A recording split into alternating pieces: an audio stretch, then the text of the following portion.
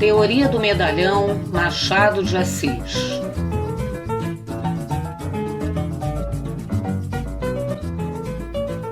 Diálogo.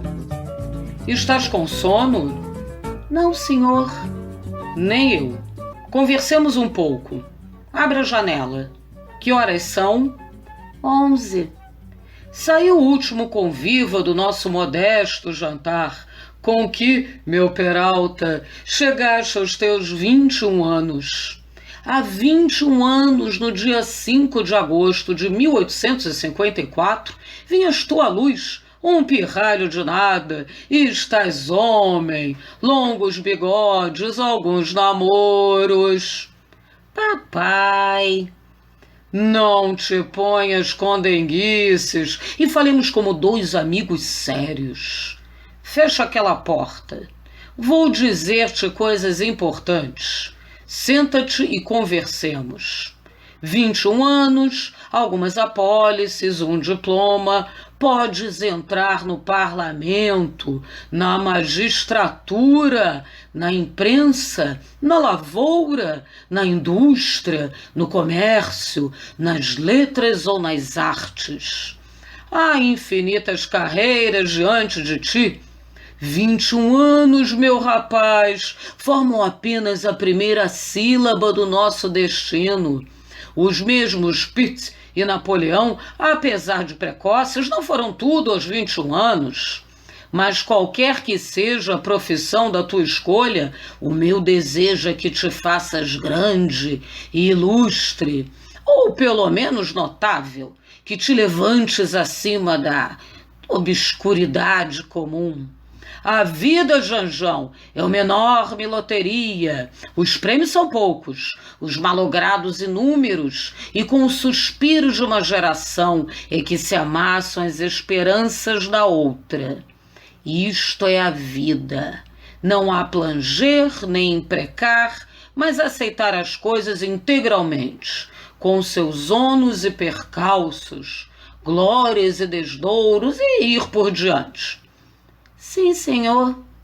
Entretanto, assim como é de boa economia guardar um pão para a velhice, assim também é de boa prática social acautelar um ofício para a hipótese de que os outros falhem ou não indenizem suficientemente o esforço da nossa ambição. É isto que te aconselho hoje, dia da tua maior idade. Creia que lhe agradeço, mas que ofício não me dirá? Nenhum me parece mais útil e cabido que o de medalhão. Ser medalhão foi o sonho da minha mocidade. Faltaram-me, porém, as instruções de um pai, e acabo, como vês, sem outra consolação e relevo moral, além das esperanças que deposito em ti. Ouve-me bem, meu querido filho, ouve-me e entende. És moço, tens naturalmente o ardor, a exuberância, os improvisos da idade. Não os rejeites, mas modera-os de modo que aos 45 anos possas entrar francamente no regime do aprumo e do compasso. O sábio que disse: a gravidade ou mistério do corpo, definiu a compostura do medalhão. Não confundas essa gravidade com aquela outra, que, embora resida no aspecto, é um puro reflexo ou emanação do espírito. Essa é do corpo, tão somente do corpo, um sinal da natureza ou um jeito da vida. Quanto à idade de 45 anos... É verdade. Por que 45 anos? Não é, como pode supor, um limite arbitrário, filho do puro capricho. É a data normal do fenômeno. Geralmente, o verdadeiro medalhão começa a manifestar-se entre os 45 e 50 anos, conquanto alguns exemplos se deem entre os 55 e os 60, mas esses são raros. Há os também de 40 anos e outros mais precoces de 35 e de 30. Não são, todavia, vulgares. Não falo dos de 25 anos. Esse madrugar é privilégio do gênio. Entendo. Venhamos ao principal. Uma vez entrado na carreira, deves pôr todo o cuidado nas ideias que houveres de nutrir para uso alheio e próprio. O melhor será não as ter absolutamente, coisa que entenderás bem imaginando, por exemplo, um ator defraudado do uso de um braço. Ele pode, por um milagre de artifício, dissimular o defeito aos olhos da plateia, mas era muito melhor dispor dos dois. O mesmo se dá com as ideias. Pode-se com violência abafá-las, escondê-las até a morte. Mas nem essa habilidade é comum, nem tão constante esforço conviria ao exercício da vida. Mas quem lhe diz que tu, meu filho? Se não me engano, pareces dotado da perfeita inópia mental, conveniente ao uso deste nobre ofício. Não me refiro tanto à fidelidade com que repetes numa sala as opiniões ouvidas numa esquina e vice-versa, porque esse fato, posto indique certa carência de ideias, ainda assim não pode passar de uma traição da memória. Não. Refiro-me ao gesto correto e perfilado com que usas expender francamente as tuas simpatias ou antipatias acerca do corte de um colete, das dimensões de um chapéu, do ranger ou calar das botas novas. Eis aí um sintoma eloquente, eis aí uma esperança.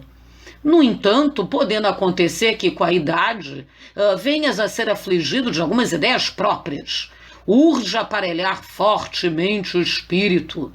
As ideias são de sua natureza espontâneas e súbitas. Por mais que as sofremos, elas irrompem e precipitam-se. Daí a certeza com que o vulgo, cujo faro é extremamente delicado, distingue um medalhão completo do medalhão incompleto. Creio que assim seja, mas um tal obstáculo é invencível. Não é. Ao meio. É lançar mão de um regime debilitante, ler compêndios de retórica, ouvir certos discursos, etc. O voltarete, o dominó e o whist são remédios aprovados. O whist tem até a rara vantagem de acostumar ao silêncio, que é a forma mais acentuada da circunspecção. Não digo mesmo da natação, da equitação e da ginástica, embora elas façam repousar o cérebro. Mas por isso mesmo que o fazem repousar, restituem-lhe as forças e a atividade perdidas, o bilhar é excelente. Como assim, se também é um exercício corporal? Não digo que não, mas há coisas em que a observação desmente a teoria. Se te aconselha excepcionalmente o bilhar, é porque as estatísticas mais escrupulosas mostram que 3/4 partes dos habituados do taco partilham as opiniões do mesmo taco. O passeio nas ruas, mormente nas de recreio e parada, é utilíssimo, com a condição de não andares desacompanhado, porque a solidão é oficina de ideias, e o espírito deixado a si mesmo, embora no meio da multidão, pode adquirir uma tal ou qual atividade. Mas se eu não tiver à mão um amigo apto e disposto a ir comigo? Não faz mal. Tens o valente recurso de mesclar-te aos pasmatórios, em que toda a poeira da solidão se dissipa. As livrarias, ou por causa da atmosfera do lugar, ou por qualquer outra razão que me escapa, não são propícias ao nosso fim. E não obstante, há grande conveniência em entrar por elas, de quando em quando, e não digo as ocultas, mas as escancaradas. Podes resolver a dificuldade de um modo simples. Vai ali falar do boato do dia, da anedota da semana, de um contrabando, de uma calúnia, de um cometa, de qualquer coisa, quando não prefiras interrogar diretamente os leitores habituais das belas crônicas de Mazade. 75% desses estimáveis cavalheiros repetir-te-ão as mesmas opiniões, e uma tal monotonia grandemente saudável. Com este regime, durante 8, 10, 18 meses, suponhamos 2 anos, reduzes o intelecto, por mais pródigo que seja, à sobriedade, à disciplina, ao equilíbrio comum. Não trato do vocabulário, porque ele está subentendido no uso das ideias. Há de ser naturalmente simples, tíbio, apoucado, sem notas vermelhas, sem cores de clarim. Isto é o diabo! Não poder adornar o estilo de quando em quando? Podes empregar umas quantas figuras expressivas. A hidra de Lerna, por exemplo, a cabeça de Medusa, o tonel das Danáides, as asas de Ícaro e outras que românticos, clássicos e realistas empregam sem lesar quando precisam delas. Sentenças latinas, ditos históricos, versos célebres, brocardos jurídicos, máximas. É de bom aviso trazê-los consigo para os discursos de sobremesa, de felicitação ou de agradecimento. Caviam consulis é um excelente fecho de artigo político. O mesmo direi do sivi pacem parabellum. Alguns costumam renovar o sabor de uma citação, intercalando-a numa frase nova, original e bela, mas não te aconselho esse artifício. Seria desnaturar-lhe as graças vetustas. Melhor do que tudo isso, porém, que afinal não passa de mero adorno, são as frases feitas, as locuções convencionais, as fórmulas consagradas pelos anos, incrustadas na memória individual e pública. Essas fórmulas têm a vantagem de não obrigar os outros a um esforço inútil. Não as relaciono agora, mas falo-ei por escrito. De resto, o mesmo ofício te irá ensinando os elementos dessa arte difícil de pensar o pensado. Quanto à utilidade de um tal sistema, basta figurar uma hipótese. Faz-se uma lei, executa-se, não produz efeito, subsiste o mal. Eis aí uma questão que pode aguçar as curiosidades vadias, dar ensejo a um inquérito pedantesco, a uma coleta fastidiosa de documentos e observações, a análise das causas prováveis, causas certas, causas possíveis, um estudo infinito das aptidões do sujeito reformado, da natureza do mal, da manipulação do remédio, das circunstâncias da aplicação. Matéria, enfim, para todo um andaime de palavras, conceitos e desvarios. Tu poupas aos teus semelhantes todo esse imenso aranzel, tu dizes simplesmente: antes das leis, reformemos os costumes. E esta frase sintética, transparente, límpida, tirada ao pecúlio comum, resolve mais depressa o problema, entra pelos espíritos como um jorro súbito de sol. Vejo aí que vosmecê condena toda e qualquer aplicação de processos modernos. Entendamo-nos. Condeno a aplicação, louvo a denominação. O mesmo direi de toda a recente terminologia científica. Deves decorá-la. Conquanto o rasgo peculiar do medalhão seja uma certa atitude de Deus término, e as ciências sejam obra do movimento humano, como tens de ser medalhão mais tarde, convém tomar as armas do teu tempo. E de duas uma, ou elas estarão usadas e divulgadas daqui a 30 anos, ou conservar-se-ão novas. No primeiro caso, pertencem-te de foro próprio. No segundo, podes ter a coquetice de as trazer para mostrar que também és pintor. De outiva, com o tempo, irás sabendo a que leis, casos e fenômenos responde toda essa terminologia, porque o método de interrogar os próprios mestres e oficiais da ciência, nos seus livros, estudos e memórias, além de tedioso e cansativo, traz o perigo de inocular ideias novas e é radicalmente falso.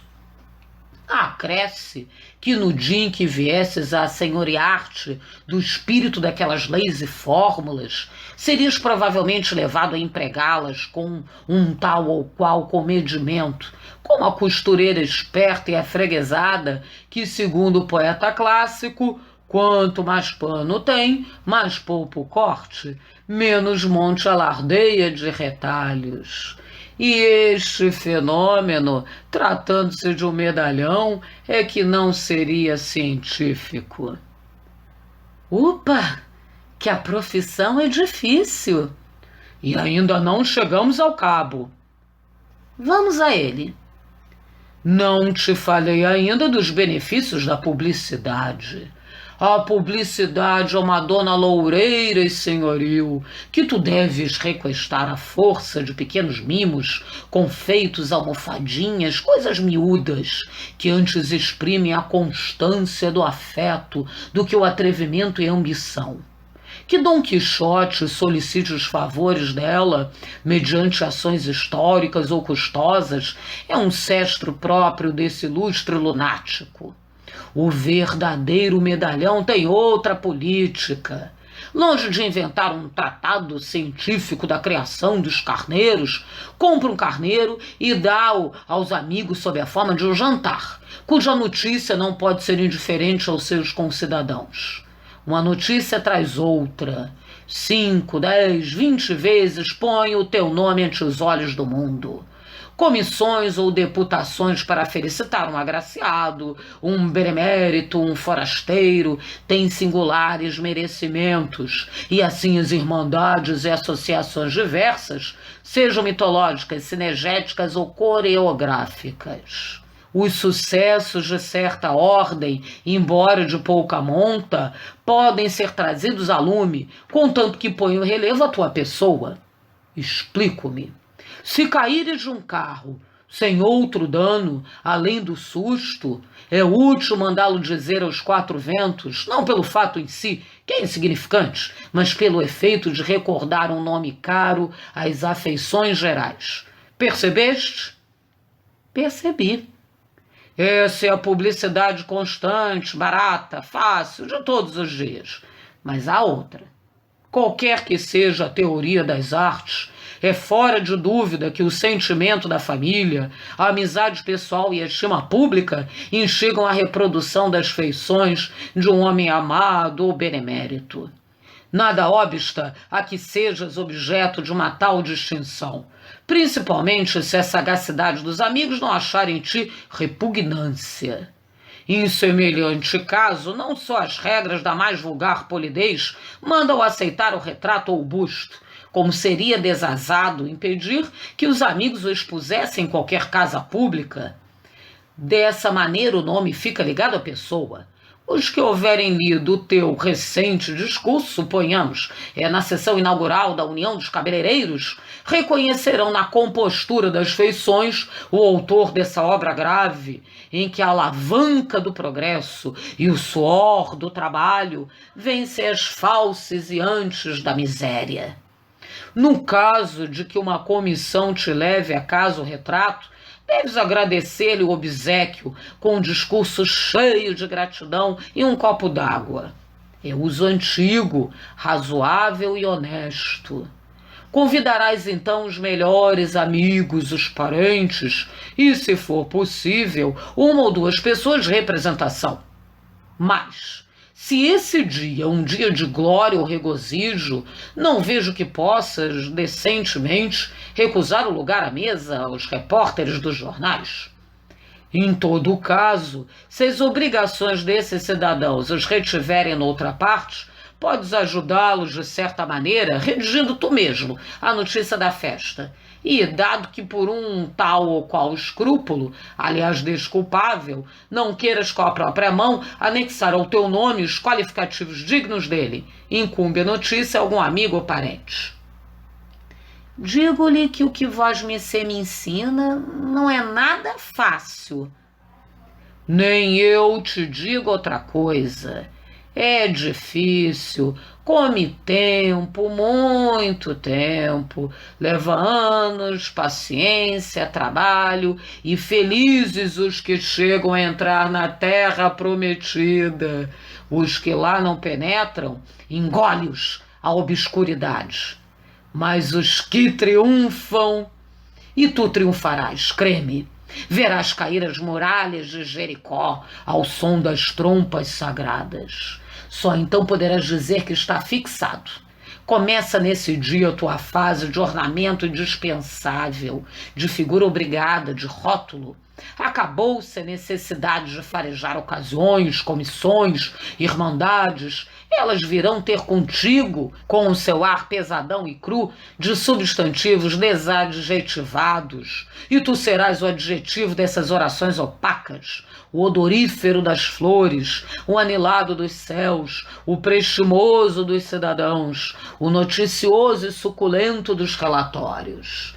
E ser isso é o principal, porque o adjetivo é a alma do idioma, a sua porção idealista e metafísica. O substantivo é a realidade nua e crua, é um naturalismo do vocabulário. E parece-lhe que todo esse ofício é apenas um sobressalente para os déficits da vida? De certo. Não fica excluída nenhuma outra atividade. Nem política? Nem política.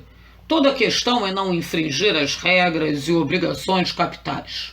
Podes pertencer a qualquer partido, liberal ou conservador, republicano ou ultramontano, com a cláusula única de não ligar nenhuma ideia especial a esses vocábulos e reconhecer-lhe somente a utilidade do sibolet bíblico. Se for ao parlamento, posso ocupar a tribuna? Podes e deves. É um modo de convocar a atenção pública. Quanto à matéria dos discursos, tens a escolha. Ou os negócios miúdos ou a metafísica política, mas prefere a metafísica. Os negócios miúdos, força é confessá-lo, não desdizem daquela chateza de bom tom, própria de um medalhão acabado. Mas se puderes, adota a metafísica, é mais fácil e mais atraente. Supõe que desejas saber por que motivo a 7ª Companhia de Infantaria foi transferida de Uruguaiana para Canguçu. Serás ouvido tão somente pelo ministro da Guerra, que te explicará em 10 minutos as razões desse ato. Não assim a metafísica. Um discurso de metafísica política apaixona naturalmente os partidos e o público, chama os apartes e as respostas, e depois não obriga a pensar e descobrir. Nesse ramo dos conhecimentos humanos, tudo está achado, formulado, rotulado e encaixotado. É só prover os alforjes da memória. Em todo caso, não transcedas nunca os limites de uma invejável vulgaridade. Farei o que puder. Nenhuma imaginação? Nenhuma. Antes faz correr o boato de que um tal dom é ínfimo. Nenhuma filosofia? Entendamo-nos. No papel e na língua alguma, na realidade nada. Filosofia da história, por exemplo, é uma locução que deves empregar com frequência, mas proíbo-te que chegues a outras conclusões que não sejam as já achadas por outros. Foge a tudo que possa cheirar a reflexão, originalidade, etc, etc. Também ao riso. Como ao riso? Ficar sério, muito sério. Conforme. Tens um gênio folgazão, prazenteiro, não haja sofreá-lo nem eliminá-lo. Podes brincar e rir alguma vez. Medalhão não quer dizer melancólico. Um grave pode ter seus momentos de expansão alegre. É somente. E este ponto é melindroso. Diga. Somente não deves empregar a ironia. Esse movimento ao canto da boca, cheio de mistérios, inventado por algum grego da decadência, contraído por Luciano, transmitido a Swift e Voltaire, feição própria dos céticos e desabusados. Não. Usa antes a chalaça, a nossa boa chalaça, amiga, gorducha, redonda, franca, sem biocos nem véus, que se mete pela cara dos outros, estala como uma palmada, faz pular o sangue nas veias e arrebentar de risos suspensórios. Usa chalaça. Que é isto? Meia-noite. Meia-noite? Entras nos teus 22 anos, meu Peralta. Estás definitivamente maior. Vamos dormir que é tarde. Rumina bem o que te disse, meu filho. Guardadas as proporções, a conversa desta noite vale o Príncipe de Maquiavel. Vamos dormir.